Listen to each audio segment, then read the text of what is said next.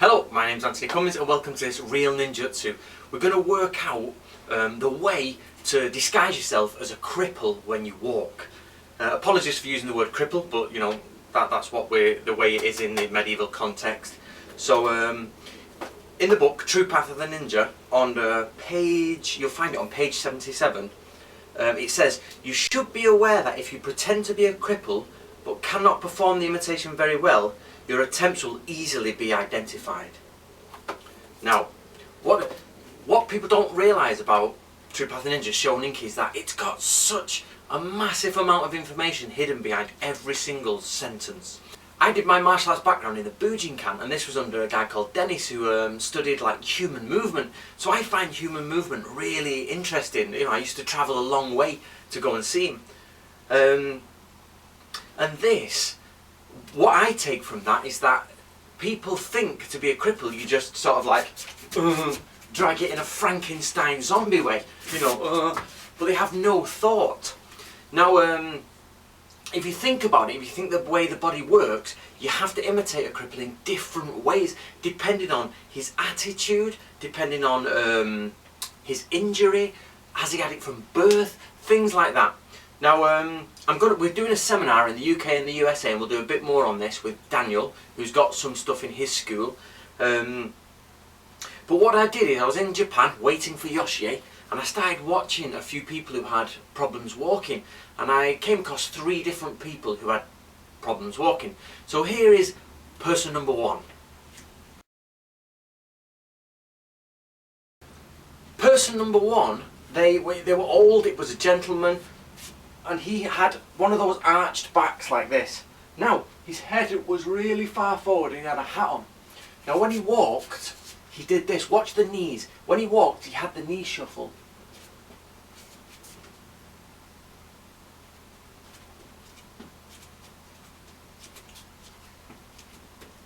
Now if you look, the knees are constantly bent. A normal walk, you generally talk and you move onto here. Pitch, roll and yaw, for those who've read To Stand on a Stone. So pitch, roll and yaw. However, his pitch, roll and yaw was totally different.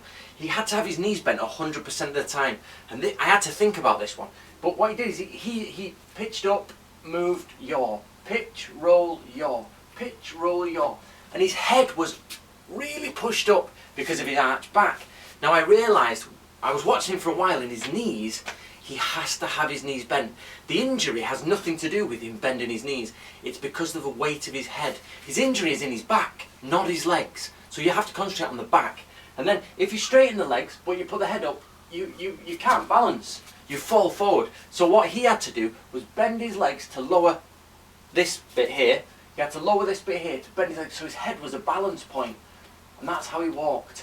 And then he looked really bored. So he looked bored as though he'd done it all his life. Well, obviously not, he's obviously got it later on, but he looked like he'd been doing it a long time.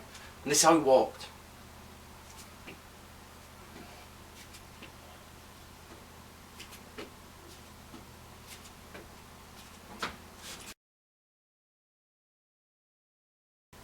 Okay, number 2. Number 2 was totally different. He had an accident in his leg, and he had an accident in this leg, here.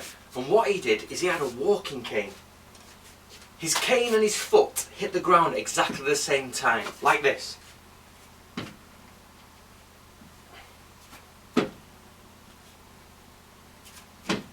Now, what you've got to realise is, what people don't realise is, when you've got an injury in your body, his injury was here, you have to avoid this. So as they walk forward, he down, then what he does is he shifts his balance ever so slightly this way, allows that to swing. It's a swinging gait.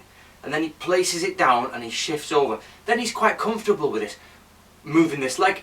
This one he moved on to, and then it couldn't support him forever. So he moved, swang, placed it down, then quickly.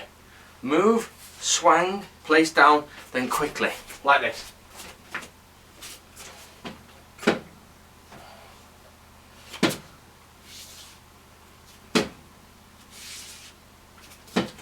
And it was in that way. That's how he walked, because his injury was around here. So you have to concentrate on that.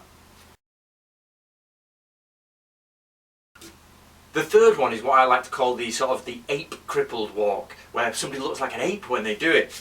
Now this was a gentleman who was he was moving in this sort of way, and he rotated hips. The other gent was swinging and then clunk. This guy rotated his hips like this, and he had the monkey hand where, you know, for balance, and he was like.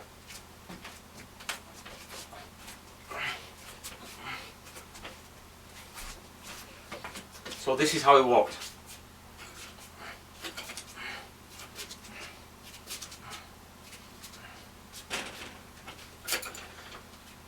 So as you can see, that is just a very simple look at how crippled people walk, those with disabilities, whether it be an injury or not. So the first one was this.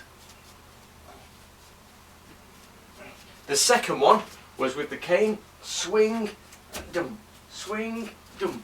And the last one was with the rotating hips around an injury somewhere here.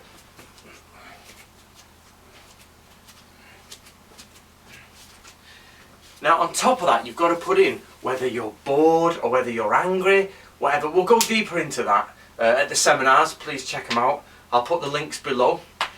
If you're interested in the Ninja, I've just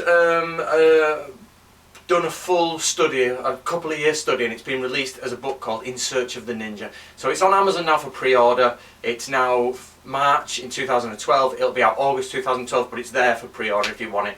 Loads of ninja secrets there. But tell me what you think. In fact, I'd love some response videos of people who've actually tried this. Go and look at someone outside who has got an injury and try and imitate it. Then put a personality behind it in a background. See what you come up with. Thank you very much. My name's Anthony Cummins.